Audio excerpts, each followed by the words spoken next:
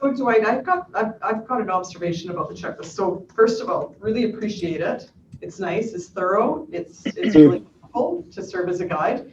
But I'm seeing some redundancy through the document, and I guess I'm wondering why there's redundancy. And then I'm also wondering about some of the questions, and I don't know if you're going to go into them in detail or not. But like there's stakeholder is twice in here. There's a couple of things that are twice in here. So just help me understand why that is. In terms of the structure of these, they're a similar structure, the medium large complex, of course, being a little bit longer. And it starts with the outcomes that you expect, just very high level. And then it has general discussion about the context, about what's included in the contract. So context, services and deliverables, approach, and so on. So if you think about this, we have here contact, services and deliverables, approach and work plan, and so on.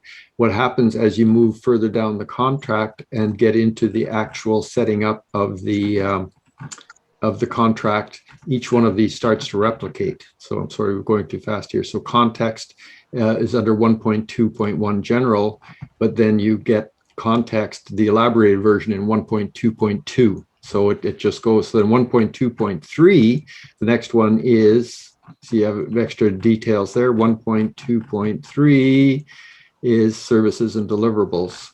Yeah. You go back up to the top, that's where that comes from. So I think that's where is the replication you were seeing came in. And the last point I'll make, and then back to you, Val, is that almost all of the checklist is concerned with the contracting stage, because that's where you have to nail all of these things down. And then there's limited additional stuff in the last two sections. Yeah, no, and I appreciate that explanation. Sorry. But the first table is really almost like a table of contents. Almost, yeah. and sort of some highlight notes in terms of what we need to really think about here. And then you have the detail and then split out into the different subcategories when you actually get into it.